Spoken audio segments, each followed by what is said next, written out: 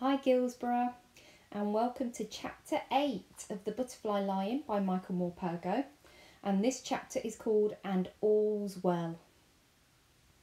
Bertie came every Sunday after that. Sometimes it couldn't be for long because he had detention back at school, or maybe I'd have to send him away because father was down for the weekend, shooting pheasants in the park with his friends. We had to be careful. He did mend my box kite, but after a while we forgot all about flying kites and we just talked and walked. Bertie and I lived for our Sundays. In those next 2 years we became first good companions and then best of friends. We never told each other we were because we didn't need to. The more I got to know him, the more I believed everything about Africa and about the White Prince in the circus somewhere in France. I believed him too when he told me again and again how somehow, someday, he would find his white lion and make sure he'd never have to live behind bars again. The school holidays always dragged interminably, but Bertie wasn't there on Sundays. But at least there were no lessons to endure with no lips. She always went off in the holidays to stay with her sister by the sea in Margate. Instead of her lessons, though, Nanny Mason would take me on endless nature walks. Walks on the wild side, she called them. I grumbled and stamped my feet. But it's so boring, I'd tell her. If we had zebras and water buffaloes and elephants and baboons and giraffes and wildebeest and spotted hyenas and black mamba snakes and vultures and lions, I wouldn't mind. But a few deer, a fox's hole, and maybe a badger's set, a dozen rabbit droppings, one robin's nest, and some cuckoo pint. Once before I couldn't stop myself. I said, "And do you know, Nanny, there's white lions in Africa, real white lions." "Fancy that," she laughed. "You and your fairy tales, Millie. You read too many books." Bertie and I didn't dare write letters to each other in case somebody found them and read them. But school term came round again and he'd be there under the elm on the first Sunday at 3 o'clock without fail. What we would find to talk about all the time I cannot honestly remember. He sometimes said how he could never look at a circus poster without thinking of the White Prince. But as time passed, he talked less and less of the White Lion, and then not at all. I thought that maybe he had forgotten all about him. We both grew up too quickly. We had one last summer term together before I was to be sent off to a convent school by the sea in Sussex, and he was to go away to a college under the shadow of Canterbury Cathedral. We treasured each meeting, knowing how few we had left. We were silent in our sadness. The love between us stayed unspoken. We knew it when our eyes met, when our hands touched. We were just so sure of each other. Before he left me that last Sunday, he gave me a kite he had made in carpentry lessons at school and told me I had to think of him every time I flew it.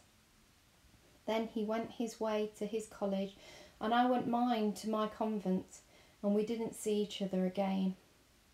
I was always very careful where I flew the kite he'd given me, just in case I lost it up a tree and couldn't get it back again. I thought that if I lost the kite, it would be like losing Bertie forever. I kept it on top of my cupboard in my bedroom. It's still up there to this day. Now, we did write because we were away from home, and it was safe to do so. We wrote letters that talked to each other just as we had done all those years on Wood Hill.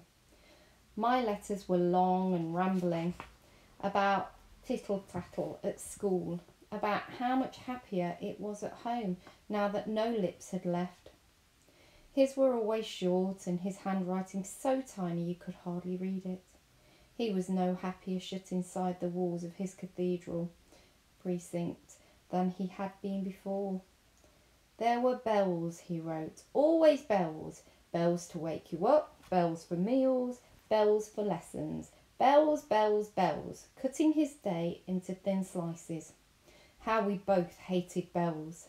The last thing he heard at night was the night watchman walking the city walls outside the dormitory window, ringing his bell and calling out, 12 o'clock, a fine night, and all's well.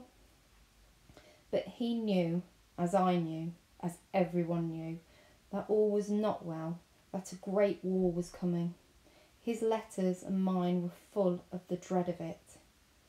Then the storm of war broke. Like many storms, it rumbled only distantly at first, and we all hoped it would somehow pass us by. But it was not to be like that. Father looked so grand in his khaki uniform and shiny brown boots. He said goodbye to Nanny Mason and me on the front steps, climbed into his car and was driven away. We never saw him again. I can't pretend I grieved much when the news came that he had been killed. I know a daughter should grieve for a dead father, and I tried to.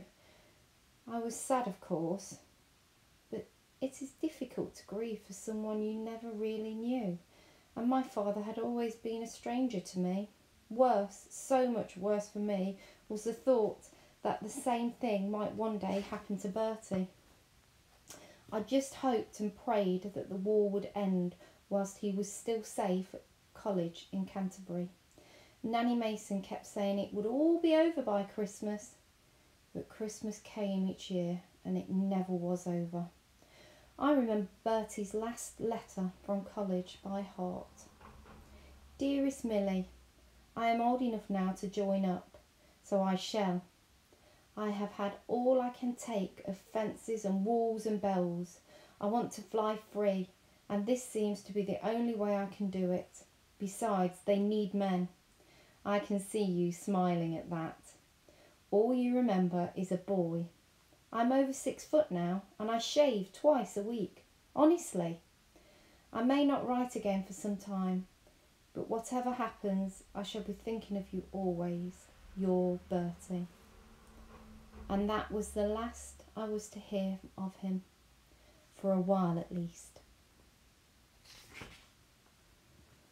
Okay, Guilsborough. I will join you tomorrow for chapter 9, and this chapter is called A Lot of Old Codswallop. Take care.